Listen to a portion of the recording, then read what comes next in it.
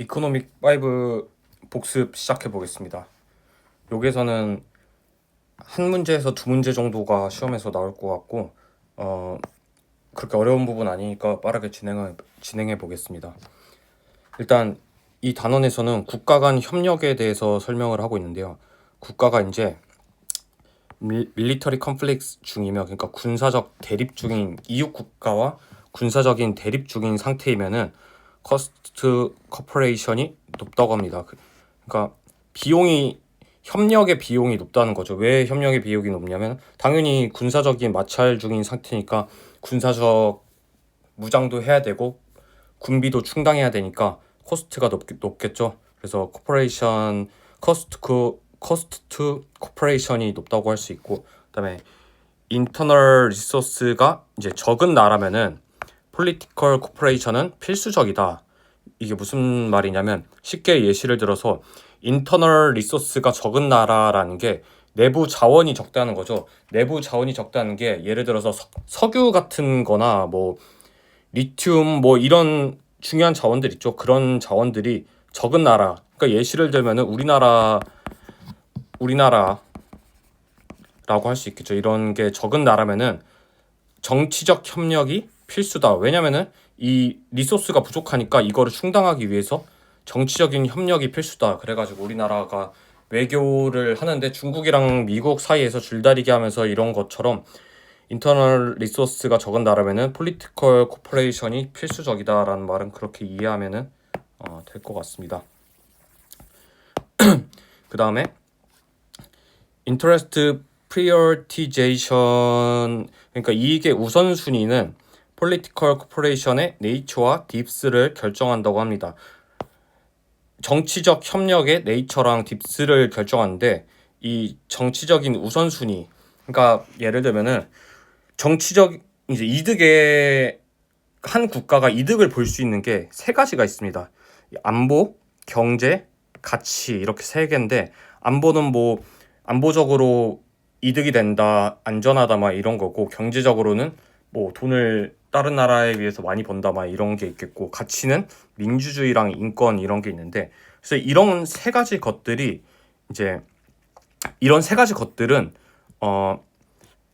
이런 게 있고, 그 다음에 국가가 이제 세 가지들 중에서 세 개 다 하면 좋겠지만 그 중에서 제일 중요하다고 생각하는 거를 1, 2, 3 아니면 뭐 2, 3, 1 이런 식으로 결정을 해야 되겠죠. 그래서 이거를 우선시하는 종류에 대해서 다른 나라와 협력의 정도, 네이처, 그리고 깊이, 뎁스가 이제 달라지고 우선시하는 카테고리 따라서 네이처가 정해진다. 그래서 네이처라는 말이 곧 다른 나라와 어떤 거 동맹할 거야? 너 안보가 제일 중요해. 최우선 순위가 뭐야? 국가에서 경제야? 가치야? 이런 거를 정하는 게 네이처를 정한다고 하고, 그다음에 뎁스, 그러니까 어느 정도 깊이로 동맹을 맺을 거야? 너 뭐 A라는 나라랑 중국이랑 너 경제 동맹 얼마나 맺을 거야? 뭐 상호 관세 없애는 FTA로 할 거야? 아니면은 뭐 유로처럼 아예 그냥 화폐까지 그냥 다 합칠 거야? 어느 정도 깊이로 할 거야? 하는 게 이제 뎁스라고 볼 수 있겠습니다.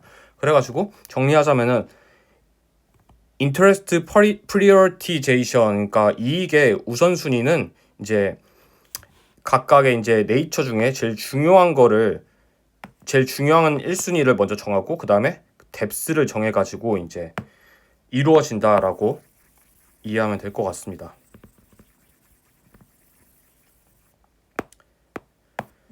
그 다음에 글로벌라이제이션의 단점 그리고 장점에 대해서 알아야 되는데요. 이제 unequal gain, 그러니까 개인 얻는 게 같지 않다는 뜻이죠. 그래서 이제 A 국가가 있고 B 국가가 있어요. 근데 이제 뭐 무역을 합니다. 이제 FTA 같은 거 해가지고 무역을 하는데, 사실 우리나라도 옛날에 생각해 보면 미국이랑 FTA 처음 체결할 때 우리나라는 뭐 나름 괜찮은 딜이었지만, 뭐 멕시코랑 미국이라고 생각해 볼게요. 미. 그러면은 사실 나중에 시간이 지나고 보니까 이 나라가 훨씬 이득이었죠.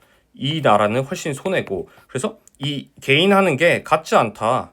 글로벌라이제이션의 단점입니다. 그래서 이제 equal gain, unequal gain, 이득이 같지 않다. 이게 단점이고요. 그 다음에 easily access to talent.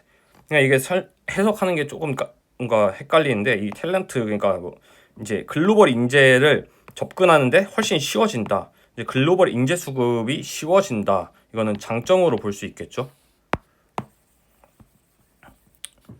다음 장 넘어가겠습니다.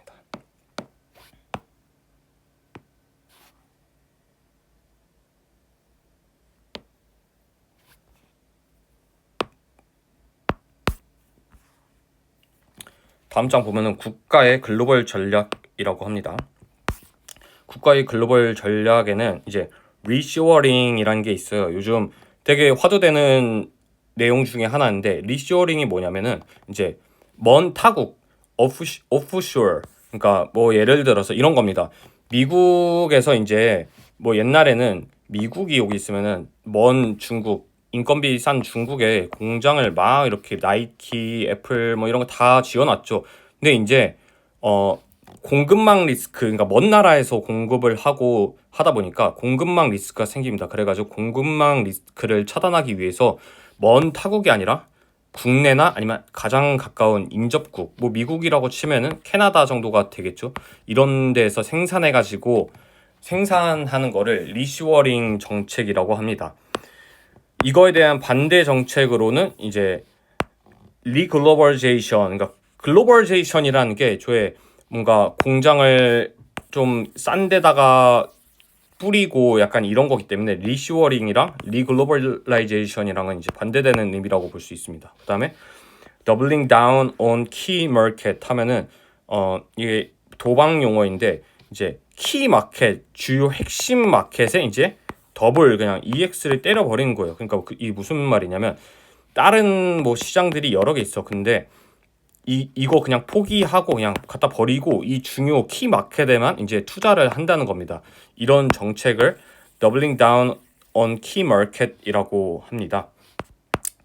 그리고 멀티페이스드 툴을 보면 이제 카버티지라는 게 이제 대표적인 툴인데 이거는 이제 Furthering National Interest Geopolitical Multi-Phase Tool이라고 해서 이제 국가적 이득으로 뻗치는 이제 지정학적 멀티플 툴이다. 이게 왜 멀티플 툴이라고 말하냐면은 이거는 먼저 예시를 보면 되는데요.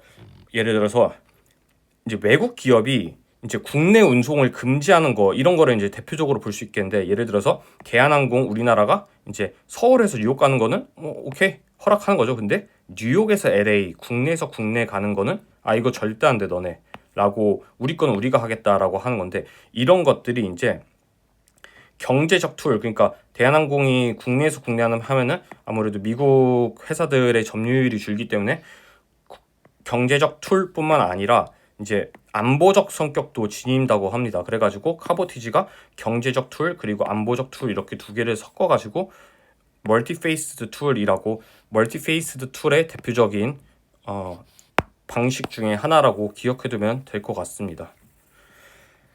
그 다음으로 지오폴리티컬 리스크, 지정학적 리스크에 대해서 세 가지가 있습니다. 일단 첫 번째는 이벤트 리스크, 두 번째는 엑소지너스 리스크, 세 번째는 더메틱 리스크 해가지고 이벤트 리스크는 이름에서도 알 수 있듯이 특정 날짜 이벤트 셋 데이트가 이제 정해진 거예요. 예를 들어서 선거 같은 거 이제 뭐 미국 보면은 뭐 중간 선거 있다 대통령 선거일이 언제다 하면서 이게 누가 되느냐 따라서 증시가 많이 뭐 갈리죠. 이런 거를 이제 이벤트 리스크라고 하고 그 다음에 엑소제너스 리스크 이거는 외부에서 갑작스러운 리스크가 발생하는 그런 지정학적 리스크인데 예를 들면 지진이랑 전염병 같은 일회성 리스크나 이제 이벤트들을 이제 엑소지니어스 리스크라고 하고 그다음에 세 번째로 더메틱 리스크는 온고잉적 성격이 강한 이제 리스크입니다. 예를 들어서 기후 변화는 한번 계속 대두되고 있는 거잖아요. 그래서 기후 변화나 이제 내전 그다음에 이념 갈등 이런 것들이 이제 더메틱 리스크의 example로 설명될 수 있겠습니다.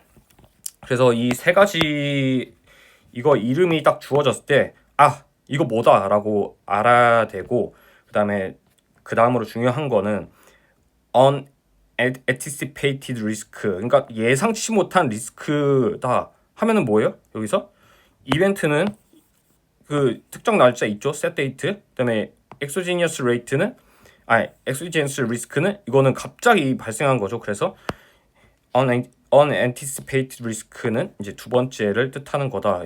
이런 식으로 문제 나오니까 연결해주면 될 것 같고, 그다음에 idiosyncratic한 리스크가 이제 시장에 영향이 크다. 이거는 이제 시장에서 뭐 두 가지 리스크가 있다고 예시를 들어볼게요. 하나는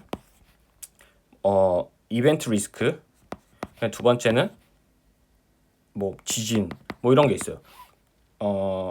네. 그러면은 이 이벤트 리스크는 2월 19일 날 선거를 합니다 하면은 이때 사실 2월 19일 전까지 리스크 이게 있는데 공포라는 게 있겠죠. 근데 공포를 투자자들이 언제가 되면은 이 공포가 해소된다라고 생각을 해가지고 뭐 공포야 있겠지만 빅스 지수 같은 게 이 정도 뭐 흔들린다고 보면은 뭐 우리 예를 들어서 우리 처음에 코로나 터졌을 때 2020년도 지수 보면은 그냥 끝도 없이 빠졌다가 이렇게 반등하고 이러잖아요.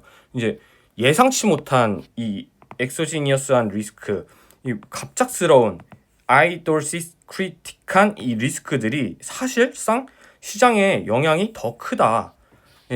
투자자들은 이제 어느 정도 위험을 생각을 하고 있는데 얘네들은 이제 예상치 못한 리스크이기 때문에 이제 받아들이는 공포감이 더 크기 때문에 이런 리스크가 시장에는 더 이펙티브한 영향을 미친다. 이렇게 생각을 해두면 될 것 같고요. 그 다음에 이 위험들은 실제 사건이 일어나는 것보다 일어나기 전에 위협이 더 크다라고 하는데 재료 소멸 같은 말을 들어봤을지 모르겠지만 그런 것들을 보면은